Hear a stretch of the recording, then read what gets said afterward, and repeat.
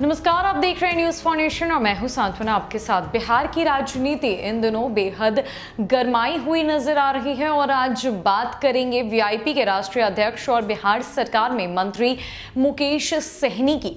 मुकेश सहनी हमेशा बयानबाजी करते हुए नजर आते हैं। ऐसे में वो जदयू के ऊपर और भाजपा के ऊपर खासा हमलावर होते हुए दिखाई देते हैं। साथ ही साथ उन्होंने कई बड़े नेताओं पर तंज भी कसे हैं और अब उत्तर प्रदेश विधानसभा चुनाव को लेकर भाजपा और वीआईपी के बीच में अंदर ही अंदर काफी घमासान देखने को मिल रहा है। मुकेश सहनी भाजपा से खासा नाराज भी नजर आ रहे हैं और उन्होंने तो यहां तक कह दिया कि बिहार में नीतीश कुमार की सरकार उनके पार्टी के बदौलत चलती है। अगर उनकी पार्टी बिहार में एनडीए से अलग हो जाएगी तो नीतीश कुमार की सरकार नहीं टिक पाएगी। तो ये विवादित बयानबाजी हमेशा मुकेश सहनी की तरफ से की जाती है। देखने वाली बात तो यह है कि आखिर क्यों मुकेश सहनी हमेशा अपने ही घटक दलों के लिए बयानबाजी करते हैं। इतनी करवाहट उनके लिए वो हमेशा बोलते हैं अपने शब्दों के माध्यम से। आपको बता दें कि बिहार विधान परिषद की सदस्यता इस साल जुलाई में मुकेश सहनी की खत्म हो रही है और अब इसको लेकर भी मुकेश सहनी खासा बौखलाए हुए नजर आ रहे हैं और ये भी एक रीजन बताया जा रहा है कि वो पॉलिटिकली प्रेशर डालने की कोशिश कर रहे हैं और इसका तरीका उन्होंने एक बयानबाजी के तौर पर निकाला है। तो आइए जानते हैं मुकेश सहनी को लेकर क्या कुछ अपडेट निकल कर आई है और मुकेश सहनी के बयानबाजी पर वो क्या कहते हैं, बाकी दलों के नेताओं का क्या कहना है और विधान परिषद की सदस्यता खत्म होने का जो डर है मुकेश सहनी के अंदर, उस पर क्या कुछ जानकारी है। आखिर क्या करेंगे मुकेश सहनी जुलाई में उनकी जब सदस्यता खत्म होगी, उसको लेकर उनके तरफ से क्या कुछ प्लान्स बनाए गए हैं, इस रिपोर्ट में जानते हैं। दरअसल बात 2020 के विधानसभा चुनाव की है। सन ऑफ मल्ला यानी मुकेश सहनी ने अपने आप को राजनीति में सेट करने के लिए आरजेडी से उस समय बगावत की थी जब वे अपने घटक दलों के साथ सीटों का बंटवारा कर रही थी। तब सहनी की बगावत बीजेपी को अच्छी लगी थी। उनको सहारा देते हुए बीजेपी ने विधानसभा में 11 सीटों पर चुनाव लड़वाया। हालांकि मुकेश सहनी खुद चुनाव हार गए। उनके 4 विधायक जीत गए। इन 4 में से 3 विधायक बीजेपी के पूर्व नेता थे। बाद में सहनी को बीजेपी ने एमएलसी बनाकर मंत्री बना दिया। उनका टर्म 18 महीने का था जो इस साल के जुलाई में खत्म हो रहा है।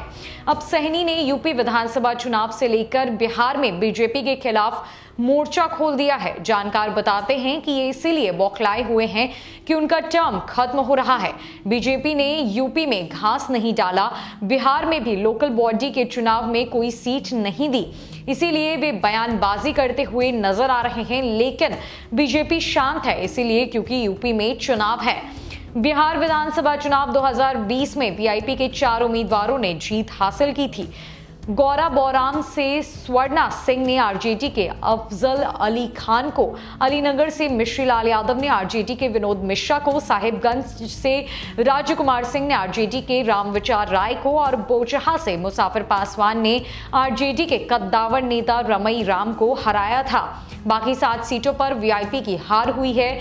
मुकेश सहनी खुद सिमड़ी बख्तियारपुर से महबूब अली कैसर के पुत्र यूसुफ कैसर से चुनाव हार गए थे।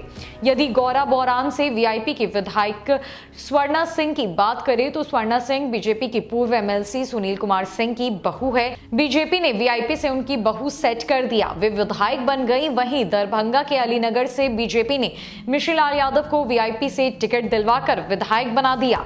मिश्री लाल यादव बीजेपी के टिकट पर 2015 में भी अलीगढ़ से चुनाव लड़े थे। अब्दुल बारी सिद्दीकी से चुनाव हार गए थे। अगर बात करें वीआईपी के विधायक राजकुमार सिंह की तो साहिबगंज से पिछली बार 2015 में राजकुमार सिंह को बीजेपी ने अपने सिंबल पर चुनाव लड़वाया था। हालांकि 2015 में आरजेडी की रामविचार राय ने उनको हरा दिया था। 2020 में बीजेपी ने वीआईपी से उनको सेट करवा के विधायक बनवा दिया। वहीं बोचहा से मुसाफिर पासवान वीआईपी से विधायक बने थे। पिछले दिनों उनका निधन हो गया। मुसाफिर पासवान एकमात्र विधायक थे जो वीआईपी के अपने उम्मीदवार थे।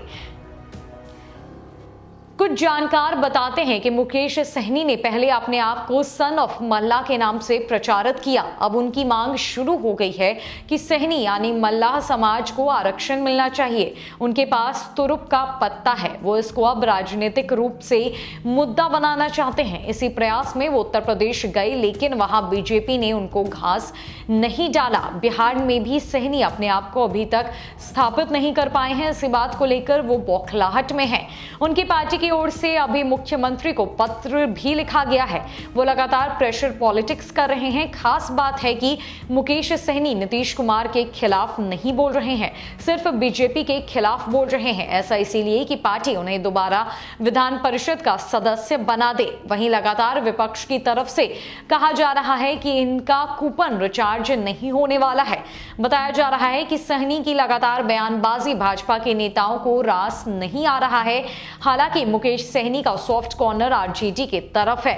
वो दोनों नाव पर पैर रखकर चल रहे हैं। कभी तेजस्वी यादव को छोटा भाई भी बताते रहे हैं। ऐसे में वीआईपी के सुप्रीमो मुकेश सहनी लगातार बीजेपी पर हमलावर होते हुए नजर आ रहे हैं। हालांकि बिहार के मुख्यमंत्री नीतीश कुमार पर उन्होंने कभी भी कोई टिप्पणी नहीं की और शायद ये वो वजह मानी जा रही है कि वो चाहते हैं कि पार्टी उन्हें दोबारा बिहार विधान परिषद के सदस्य का टिकट दे दे। उनका कार्यकाल जुलाई में समाप्त हो रहा है। देखने वाली बात तो यह होगी कि उनके कार्यकाल की समाप्ति से पहले क्या उन्हें टिकट मिलती है या फिर क्या कुछ नया समीकरण बिहार की राजनीति में देखने को मिलता है। फिलहाल के लिए इस रिपोर्ट में इतना ही। कई खबरों के लिए हमारे साथ बनी रही न्यूज़ फॉर नेशन में। नमस्कार।